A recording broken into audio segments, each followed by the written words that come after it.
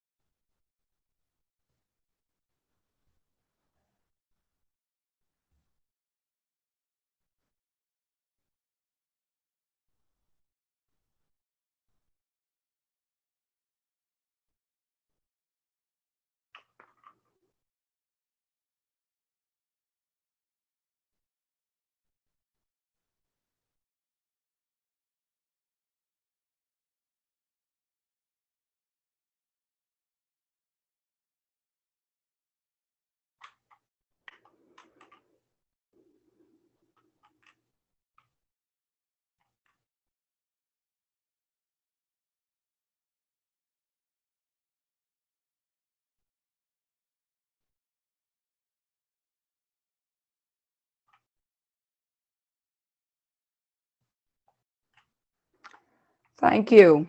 Welcome to our first discussion on ending the silence against domestic violence. My name is Siobhan Hollis. I'm an advocate for domestic violence and the founder of House of Trinity in Cork. This evening, my co-founder and co-host this evening is Ms.Latanya Maynard, an author and life coach in Jacksonville, Florida. Our mission is to help bring about community awareness and support for domestic violence victims in the Bahamas through education, empowerment, and advocacy, to engage in meaningful conversations with church leaders, NGOs, government, law enforcement agencies, and the community alike. Our vision is a commitment to unify all communities, change all the narrative, seek justice and safety for all victims. Before we begin this evening, please allow me a few minutes of your time. Like the wider community, the church too is under attack in regards to domestic violence and the pain that it causes. Too often, many churches create a fertile ground for domestic violence through its justification and concealment. The church, we all can attest, is one of the places victims seek refuge, strength, healing, and hope. Sadly, the response of many churches to domestic violence victims unintentionally has on occasion placed women at greater risk. Let me be clear. We are not here to call names or attack any particular religion or church leaders. However, this conversation is long overdue. We can no longer sit in silence as in our country while our women are being scarred, marred, or even killed as a result of the domestic violence. Domestic abuse in all of its form is contrary to the will of God and an affront to human dignity. Too often, many women in general are caught up in unhealthy relationships and may continue to stay for many reasons: convenience, routine, stability, status, class, low self-esteem, insecurity, learned helplessness, not to mention being pressured from family, friends, the church, and society to stay together. Whatever the reason, no one should continue to suffer in private pain. The sad reality is that many deep secrets are now buried in the grave. Statistics show that since the global pandemic and nationwide lockdowns, there have been a stark increase in domestic violence. While there are some steps taken to mitigate domestic violence in some countries, yet in many societies and the church alike, this conversation still remains an unspoken topic matter and the big elephant in the room. Too often, it doesn't get any attention. The Bahamas, like many other countries, is not immune from domestic violence. One life lost is too many. My question to you this evening: have we become too desensitized to domestic violence in this country? Perhaps we feel it is not our problem. Why are there not an outrage from our church leaders, civic organization, and our fellow Bahamians? How can we say we are a godly nation when many victims continue to hurt and are in pain, and many have lost their lives? We must and should do better. We can't afford to remain in silence. Let me be clear. Domestic violence doesn't discriminate. People of any age, race, gender, sexuality, religion, educational level, or socioeconomic status can be a victim or perpetrator of domestic violence. That includes behavior of physical harm, intimidation, manipulation, or control by a partner or otherwise forced. It can also include physical violence, mental abuse, threats, emotional abuse, or financial control. It also doesn't have to be a loveless relationship, but what it does is to constantly drag on one's self-esteem, finances, or interdependence. Abuse is abuse is within all of our hands and is all of our issues. It requires long-term discipleship, and a community involvement. Our appeal to you this evening, who is watching this via Zoom, is for you to support our cause in helping all victims. And for you who may be in an unhealthy relationship this evening, feel free to reach out to either Latanya or I this evening. Without further ado, I will now turn it over to my co-host, Ms.Latanya Maynard, certified life coach, author, and also a survivor of domestic violence. Thank you. Good evening, everyone. Good evening. I am so excited to be here on this evening. I am so excited about the founding of this organization, House of Trinity Incorporated. I am excited about our objective, and that is to create healthy community and homes. I'm sorry. And Siobhan just went over our mission statement and all of that good stuff. Now let me tell you a little bit about myself and why I'm so passionate about domestic violence and this mission. I'm a author, life coach, and I am a lead victim court advocate here in Jacksonville, Florida. And not only that, I am a survivor. When I was growing up, I experienced much trauma, childhood trauma, that is, because domestic violence was prevalent in my home. And it was also prevalent in my family and around my surroundings.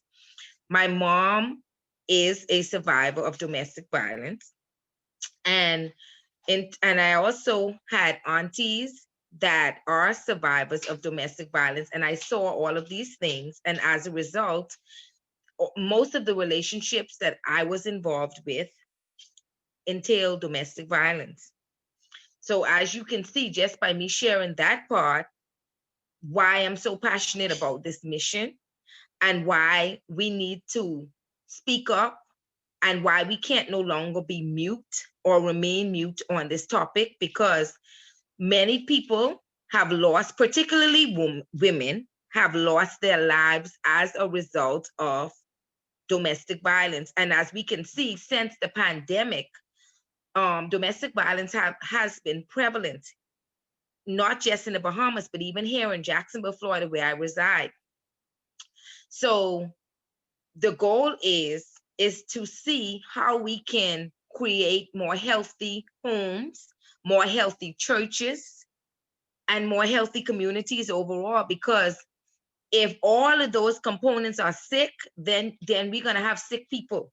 That's why we have so much crime. A lot of people that's committing crimes, some of them, they grew up in homes where they saw domestic violence. It was prevalent. And in turn, I don't know if you on this Zoom is familiar with generational curses, but if I saw my mom being abused, aunties being abused, then in turn it happened to me.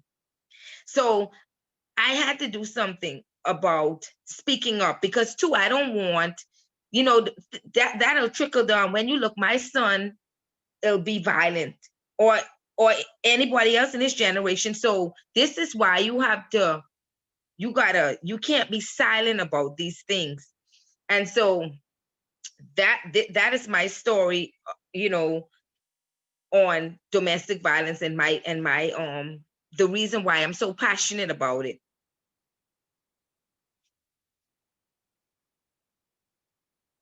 Wonderful. Wonderful. So, just listening to Latanya, I hope, this evening, to our listening audience, that we basically can see that domestic violence can happen to anyone. And even myself, we all at one point, or most women can attest that they've been in an unhealthy relationship. Now, before I go on any further, I would like to thank one of our lead guests this evening, Deaconess Michelle Johnson. And if she have a few minutes, I would like for her to chime in and provide her input in regards to the conversation being held this evening. Welcome, Michelle. Good evening. First of all, I'd like to say, you ladies, this is just an awesome opportunity to bring education, to bring knowledge, and most of all, to impact the lives of those most affected by domestic violence. Unlike Miss Maynard, I myself grew up in an hostile environment and experienced domestic violence. I'm a product of a stepfather. My mom was married and she had me before she got married. And so my home environment was very toxic. There were times that my mom would have to run for her life and then dragging me along, because my stepfather did not accept the fact that, it was the situation. He married her with me. And so he never accepted me as their own, because what happened was he loved her. So he claimed, before she got pregnant with me, and she went off to school and came back, and she came back with this baby. And my grandparents being ministers in the church at that time, that was taboo. There was no way that you could be a minister's daughter and have a baby and not be married. And so they forced her to marry this guy, but he had nothing good in store. Eventually, actually, she had to leave him because he was so abusive to her, myself, and my other siblings, you know. But what I most impacted by when I spoke with Siobhan earlier was the setting that you're taking it. You're taking it from the spiritual perspective. And I am so happy about that, because there are many women in the church itself. And again, it's taboo if you're in the church to speak about such a thing. We have ministers in the church who abuse their wives, okay? And they cannot say anything about it. So this has been a topic that has been muted for so long. It's become the norm or part of our society, and it has to be brought to the attention. We have to become vocal about it, and as advocate, the direction is taken. I'm just so pleased because it's such a broad area. And like I said to Siobhan, only as being hit. They beat you up and that's it. But there's so many different areas that women are being abused, and it's all about power and control. And the first thing they do is try to separate you from what they think is your security blanket. And so education is so important. They isolate you. And once you're isolated, then they are able to take control. So I'm hoping as the weeks go by and the months go by and you women get into this, that, we touch on all these areas, because the society needs to be aware of it. Women themselves, you need to be able to recognize the signs when it's beginning to happen. And you don't have to be a life coach. All you have to be is live life. Once you've lived life, you would have experienced some things that make you sensitize you when things are out of the norm. And you have to be able to have that willpower and that strength to deal with it right away. Because if not, then you get sucked into it, you know? And so you ladies, hats off. I'm hoping the next time that I can get all the women from my ministry on board and get everybody involved. Give us enough time to, you know, to advertise this and get all the women and you know, the stigma against it is why so many people try to keep it quiet. But like Shawan said, it could happen to anyone. Miss Maynard, looking at you, you would not, no one would think that you had suffered, you know, abuse. And so these are the things we have to make women comfortable. And like another thing I mentioned to Shawan, and there are men that go through the same thing, and children, you know, it's just crazy. You know, and it's on the uprise because we keep pushing it under the rug, pushing it under the rug, you know, and so we need to bring awareness to this matter. And so I say hats off to you ladies. Anything that I can do to support this issue and up, I am in. Thank you very much. And just to reiterate what I said earlier, one life lost is too many. And I guess I wanted to pose a question to either one of you, because we are all Bahamians, whether we live in the Bahamas or live away, right?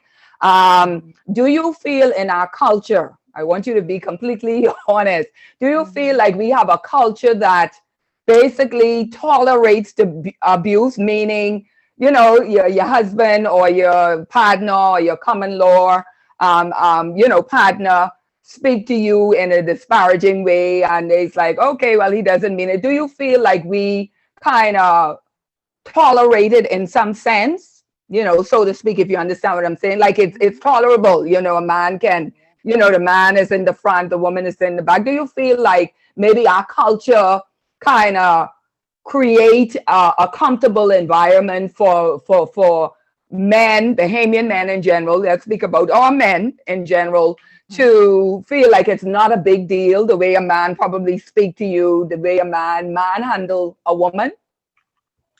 Well, if I may begin, I do think that our culture, they entertain it, and a lot of it came from our ancestors. I think our ancestors were abused, and they weren't treated, like, particularly the women, they weren't treated good by the men didn't treat the wives good, and their children grew up seeing these types of behaviors, and they thought that that was a norm.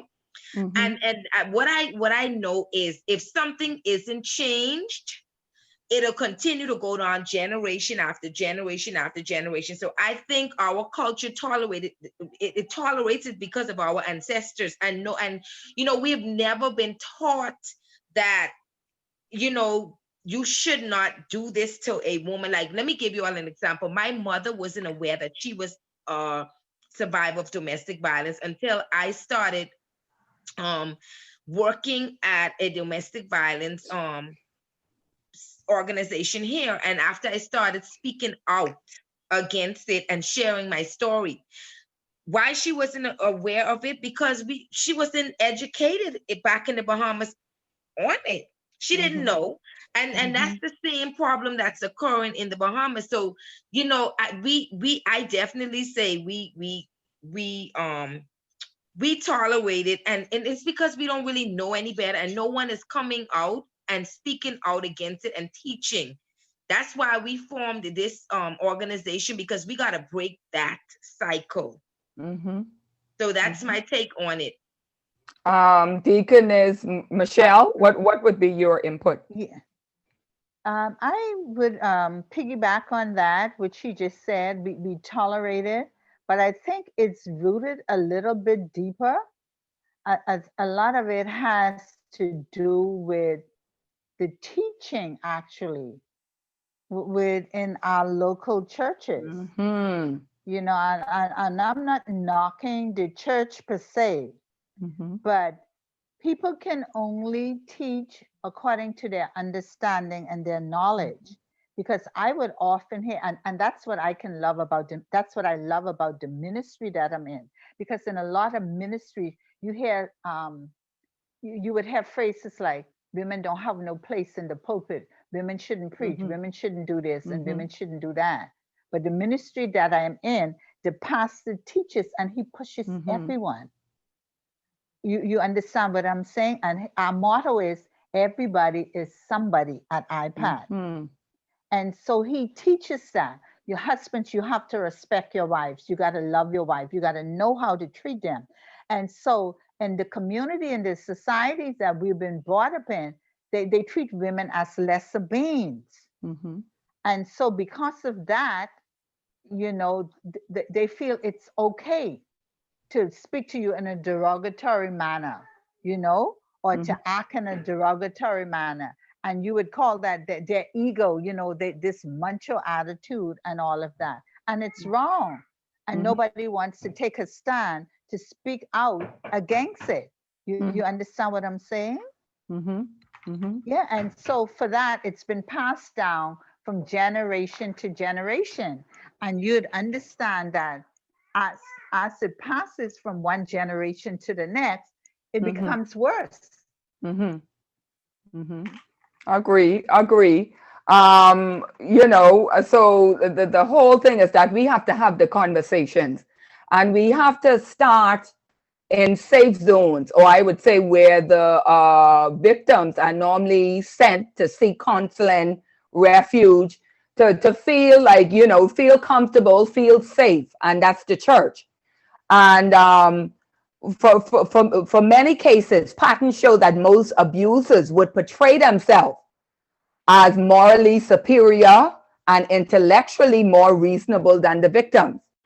So what they would normally do is position themselves in, whether it's, befriending the pastor or whatnot, they position themselves um, to make in a position, whether they're, whatever their status are, they position themselves where they're good, I would say, manipulators.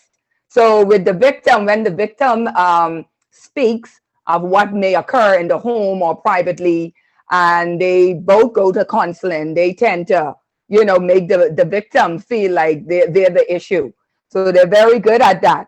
Now, I wanted to ask, Can, go ahead. can I interject and say a little something there? Go ahead. What happened is the church has made themselves a hiding place for these persons. Mm-hmm. They get support from the church. Mm-hmm. A lot of the churches, they are even aware, but they turn a blind eye. You Mm. understand? And this is why it's become so prevalent in our society. Mm-hmm. Okay? Because the Mm-hmm. churches turn a blind, even when the signs are there and they know. Okay. Hmm. Wow. Wow. Um, Latanya, you want to If say anything that you yeah, got? if I may add, I agree with Deaconess Johnson. The church has been a hiding place for survivors, well, for victims for a long time. But you know why? Because it's almost like, especially if you're married, it's almost like, I don't, if a husband is physically abusing or emotionally abusing their spouse, and especially if they are in the church, it's not a good look for other people to know that that's going on. So Mm-hmm. instead of us dealing with it, we're just gonna keep it a hush hush. Like the wife will just go to the pastor or whomever and speak on it. But what I back then, I don't know what they're doing now. All they're saying, well, just pray about it and God gonna work it out. But let me tell you, God gave us as human beings the wisdom to counsel people, and it can't just be about he gonna work it out. You need to be telling these people, if we have, I know we have one counselor in the Bahamas. His name is Harrison Thompson. I don't know if we have any other counselors, and he's pretty good. We need to send these people to real counselors, okay? and they need to seek help. The pastor cannot do everything on their own. The pastor need resources, and I know our churches don't have the resources needed to help people. Like, we need safe housing, okay? We need, some of these women, they're leaving their homes without clothes on their back. We need like a thrift store, some kind of store to provide clothing, to provide food. You can't just tell them God gonna work it out, and some of these people don't even have clothes on their back or food to eat, and they can't go back home. So, these are the kind of things we gotta break. We have to. So, to piggyback from your experience in the field, what sort of, without exposing anyone or sharing any personal or private information, what sort of I would say situation you've seen that really might have impacted you in some way? Just give us some little idea of it, please. Well, honestly, it's so many situations. We've had so much domestic violence here, even here in Jacksonville, Florida. It's been draining. Women, I'm trying to figure out the recent one we had. Well, anyway, export. Well, no, I want to share the story. This happened some years ago. This young man, and it's public information, but I'm still not going to call their names, but this young man was in the military, and I think he was going through some PTSD, and he shot his girlfriend while she was holding their two twin daughters, and they died. And she lost, I think she lost half of her breast, and she lost an eye. So he ended up killing their twin daughters, and she was severely injured as a result. Now she is a advocate. She goes around and she share her story about domestic violence. And then I know a while back, a coworker had told me that this lady, she was severely chopped with a machete all about her body. So we have things like that going on here. Yeah. So, and like I say, and even for anything with, let me tell you, the simplest thing as a woman coming and they have a black eye, that's traumatizing to me. It when I see those things, it reopens the wounds that I experienced years ago. But then I have to snap out of it and get into my counseling mode. Wow. And I would like to, for us to talk about briefly, I would like for us to talk about women of different levels. I mean, sometimes there's a stigma behind domestic violence, meaning probably someone who's homeless, someone who doesn't have a degree, someone who has, quite a bit of kids for, guys, etc. That's like a stereotype, even in Bahamas, most places. Have you encountered someone, let's say, with the degree, with the nice big home, with the status and just living what the what the media would call the perfect life? Do you come across situations as such, Ms. Maynard? Absolutely, because domestic violence don't discriminate. You can have a doctoral degree. You can make over 6 figures, 7 figures, 8 figures.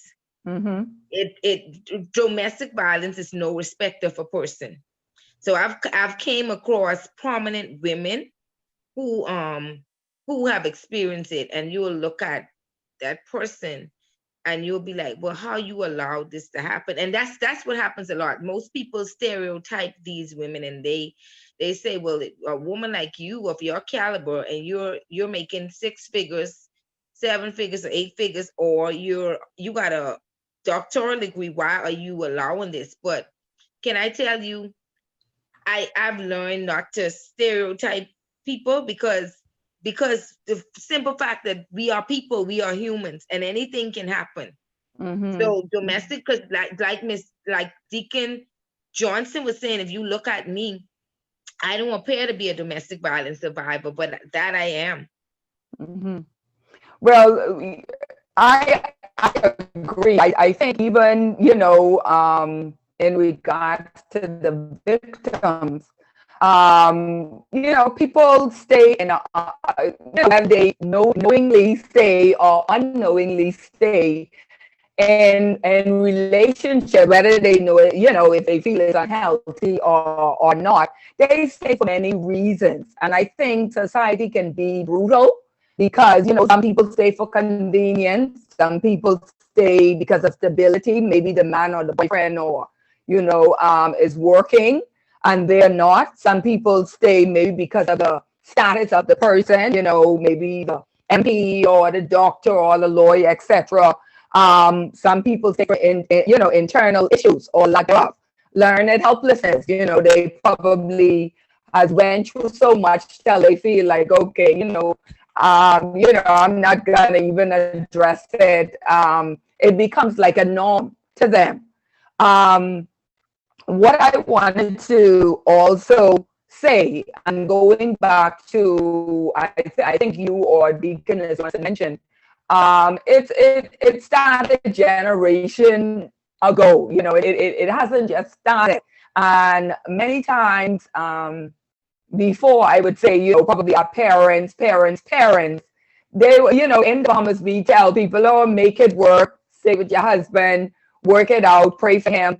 We kind of, we're pressured by family, friends, and maybe it might be for a good cause. However, it's basically you're indirectly saying to that person, stick in that unhealthy relationship. And like we are saying, knowledge. That's because we don't know any better. Sometimes you share certain things with a family member or whatnot, and they say, "Oh, pray about it." And I'm not knocking any religious belief or any religion or any biblical, saying. However, I feel that we need to, sometimes just kind of listen to both sides of the story and ensure that we're listening to the real core of the information of what the victim is trying to say or reaching out to you, to share. But, for the most part, we, consider ourselves a Christian nation. So they tell you, work it out. What people don't know or what the left hand don't know, don't tell the right hand and whatnot. And I think we have to be careful of that because we are putting the victims into greater risk by indirectly asking them to stay in an unhealthy relationship. Anything you would like to add to that, Ms.Latanya? Yes. Yes, we are. The Bahamas is known to be a Christian nation, and I think because of that, we tend to use biblical principles a lot behind why we should do why we should stay in marriages. Some people would even say that abuse isn't a reason to divorce. I disagree because I don't Mm-hmm. believe God wants any of his children to stay in an abusive relationship and it's not getting any better. Mm-hmm. Um, also, um, kind of lost my thought, but yeah, I don't believe that that a woman should stay in a relationship that's violent and and she doesn't see any improvement. And as I stated, we have to go to counseling. We have it's two sides to this. One should be spiritual. Yeah, you can go to your pastor and you all can receive counseling through them, but you all also need to also go to a real therapist too, and talk it through. Get two perspectives. Mm-hmm. Because the Mm-hmm. pastor is going to come from a spiritual point of view, and that other person is going to come from just a real point of view. Mm-hmm. So Mhm. yeah, and I think a lot of women are suffering because, oh, this I now I remember what I wanted to say earlier. See, when when people separate from each other, society stigmatizes the children in the home. Let me give you an example of what I mean by that. Because my parents separated, they looked at me and my sister as coming from broken homes. They stigmatize children who come from broken homes. They will say things as though, oh, okay, because she didn't grow up in a two-parent home, or she'll have a child early, or she ain't gonna do this and she ain't gonna do that. That's what they did to me to me and my sister, because we came from a broken home, but the broken home occurred as a result of my mother experiencing domestic violence. She couldn't stay there. And I wouldn't want my mom, wouldn't have want my mom to stay in that environment just for me and my sister, because that wouldn't have been healthy for her. Her mental health matters. Let me tell you something. If a person mental health isn't there, they really can't cater to nobody, including their children. So we do a disservice and an injustice to our children to stay in abusive relationships or toxic relationships because of selfishness and people saying, oh, you need to stay. No. So I commend my mother on making that decision to, because, me and my sister, even though we experienced trauma anyhow, but it was, we didn't experience it as bad as we would have if she would have stayed. So that's my thought. Interesting point. And it goes back to what we were saying, Michelle? Yes, I Did you? want to, Go ahead. yeah, it's okay. Yes, go To go ahead. back a little, and you were speaking about individuals. I work in the hotel industry for many years, in public relations and all of that, front desk and all of that. And let me tell you what I have seen, experienced, guest relation. There was this very wealthy couple. They came, they would come at the hotel every year. They would take the whole hotel, okay, for the families. And then they would invite friends over during the period they were there at the hotel. And this particular Christmas, the guy, he threw this big party and he had all his friends from the yacht over and all of that. And his wife was a very beautiful lady. And he had a bit much to drink. And that night he called her and she's standing on the side of him and he's spanking her on her butt and he's doing all this stuff that really made her uncomfortable. Okay.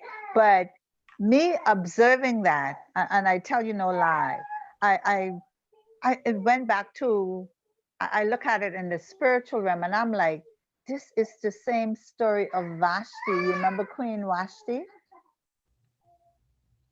With the king? Are you ladies familiar with it? Yeah, Esther, the story of no, Esther, I'm how Esther not. became You queen. could.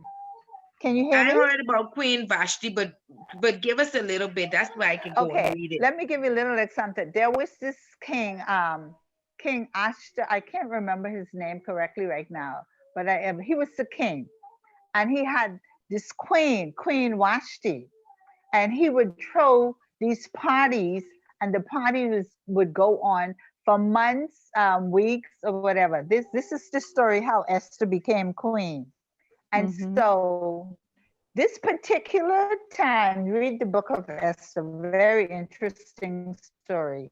He had this queen Vashti, and whenever he would throw his drunken spree, when they got really drunk, he would want Esther, because Vashti was really a beautiful queen. He would call her out and he would want her to parade and show off her beauty. Okay? And this particular time, she became rebellious. She said, I'm not going to do it, because she realized when they got drunk, he got all his friends there. See, people don't break down the Bible the way it is. The Bible is really a handbook for life. Everything we go through in life is right there in the scriptures. And so the queen, she refused to be treated like a piece of meat. She said, I'm not going to do it. And so what he did, he called no, he didn't do it. His counselors encouraged him. He said, listen, you are the king. The queen ain't supposed to tell you no. You need to get rid of her. You need to do this. And they were telling him what he needs to do. Because if you don't take a stand and do this, then all wives would rise up against their husbands and be telling them, we're not going to do this. So this started from Bible time. Okay? And all wives are going to rise up against their husbands, and then they will be taking power away from us, because then they're going to be telling us what they want to do from what they would do from what they would not do. And so this is how they came up with this decree that Vashti is going to be moved as queen, and then now we're going to search for another queen. It was all a plan of God. Okay, so they searched, and this is how Esther stepped into the play as queen. And this is how we were grafted in, if you follow the whole story, as Gentiles. So, you know, the story of the Bible. So what I'm saying is, preachers themselves, they use certain scriptures. You understand me? Yes. Yep. They use certain scriptures to keep you under submission. And they don't see the bigger picture of what it was God was trying to teach, or God was teaching us saying, because if you don't get the revelation, you cannot teach these people the right thing. Okay? And so this is where it all stems from, you need the right teaching. Okay? Yes. And if you're going to a preacher who maybe are an abuser himself, how he gonna counsel you to do the right thing?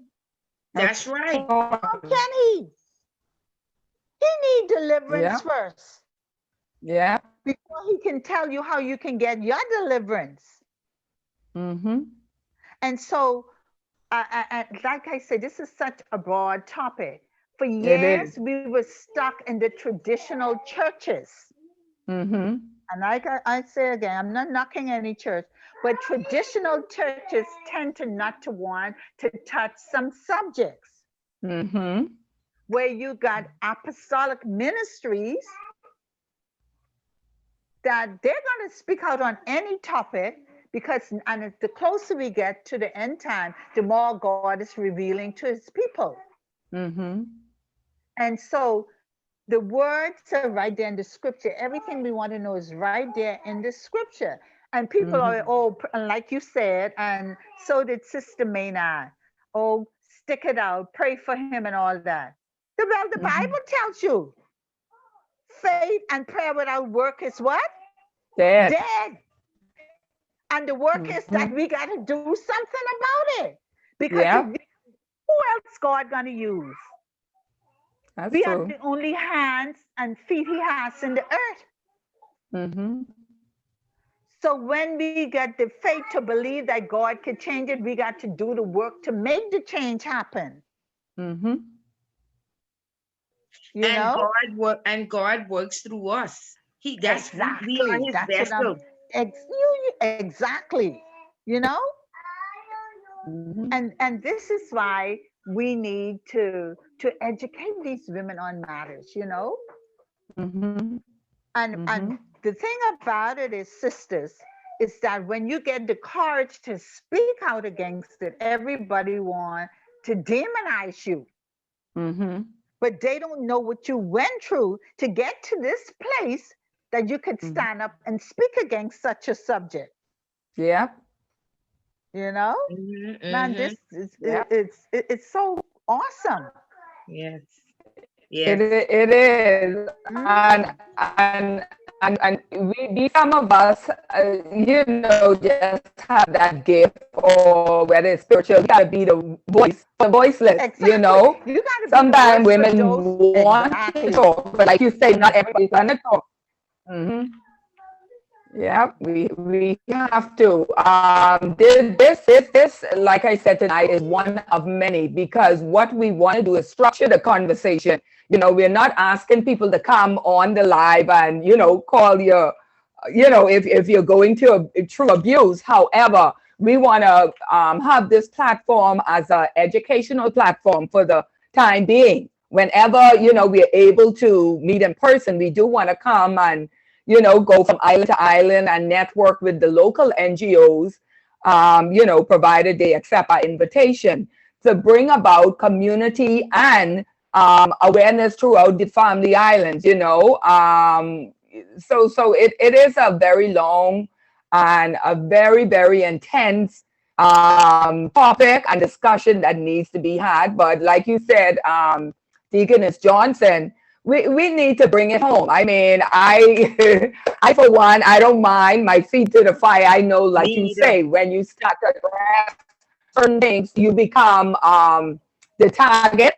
Right. So that, you know, hey, if your intent is well, and we are, our intent is well and transparent, and you know, we're doing it for the victims, you know, not for our benefit, then Right. we are ready to do this. But we have to have the conversation, and we need to start within the walls of the church. The church. And, Mm, you know, because they're the safe places when people go to, you know, abuse or whatever, either it's police or law enforcement or the church, or, you know, other city counseling, you know, professional counselors. But mhm. we have to start off at the church where people feel comfortable.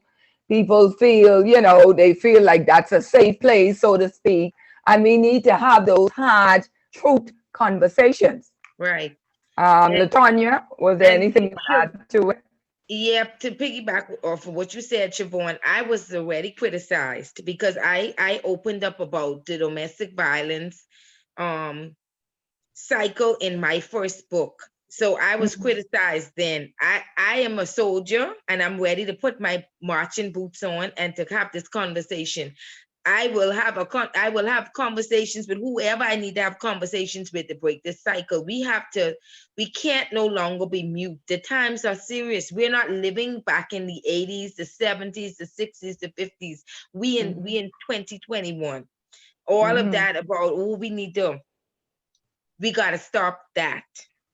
We Mhm. have to, and there are some other issues that's going on home that some Mhm. people have already opened the doors to and the walls to, and that and one of those things are sexual molestations within families.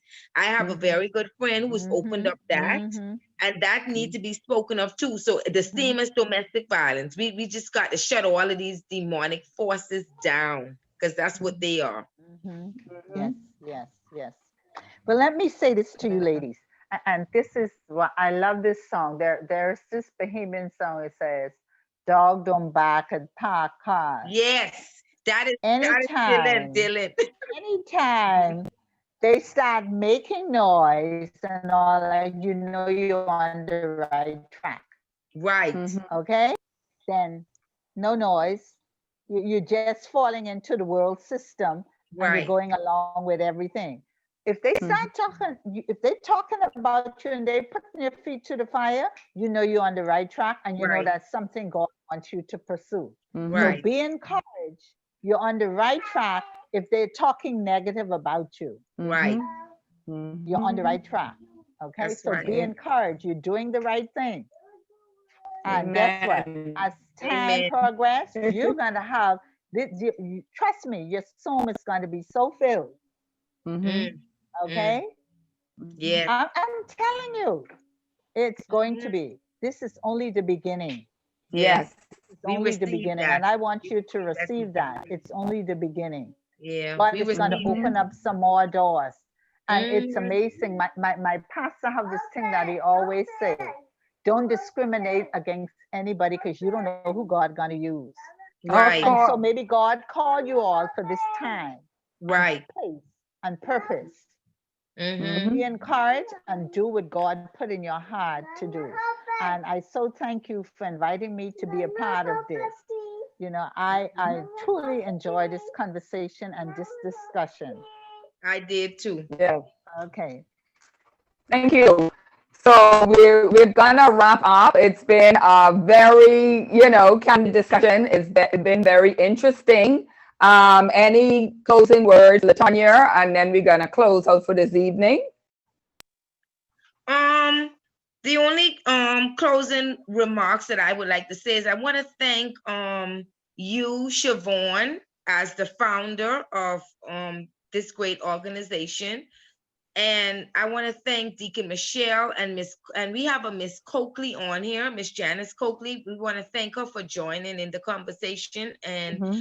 I am confident that we're gonna go further, that we are going to be able to take this platform all over the Bahamas because it's needed, and even in the Caribbean where we are experiencing similar things. And I want to keep it simple. The best is yet to come. Mhm. So with that said, we will have more live candid discussion. We'll have more focused topics as well. And again, I want to piggyback. I want to say thank you, Deaconess Johnson. Thank you, our other guests. Ms. Coakley, not sure if you want to just say something quickly. Good evening, and thank you. And I want to say thank you, Latanya, as well as the co-founder of this great cause. And we will definitely have another live candid discussion, hopefully next month.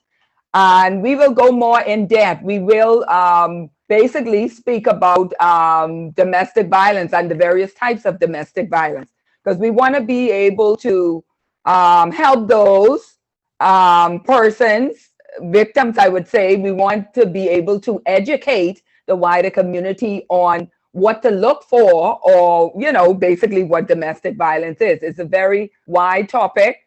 It's very intense, and we really need to address it. It's been so much going on, and we have to keep this at the forefront. We have to educate our countrymen, our fellow Bahamians, I would say, and have this conversation. It's hard truth, but we have to keep it going. We have to have the talks, and just keep it throughout the walls of the church, within the community, because one life lost domestic, or in regards to domestic violence, it's too much, and I feel we really got to focus on that, because I sometimes, it's a lot. It's a lot what's going on, and we can't afford to not say anything about it. We really have to help each other. So I wanted to say thank you so much for attending this evening. I know some persons had prior engagement who have invited, but nonetheless, hey, what the Bible say, where any two or three meet, it's gonna go on. Amen. That's I will And push it's to it. blessed Yes, already. amen. Once you do it from the heart, it's blessed Yes, already. yes. Amen. So thank you very much. That's Thank your you, little ladies. granny. Good evening. Yes. And have a wonderful night. And Miss Latanya, I know you have to go to work. Have a safe trip, and we will talk soon. Good. Thank you, ladies. Have a great one. You too. Good You night. too. Good night. Good night. All right.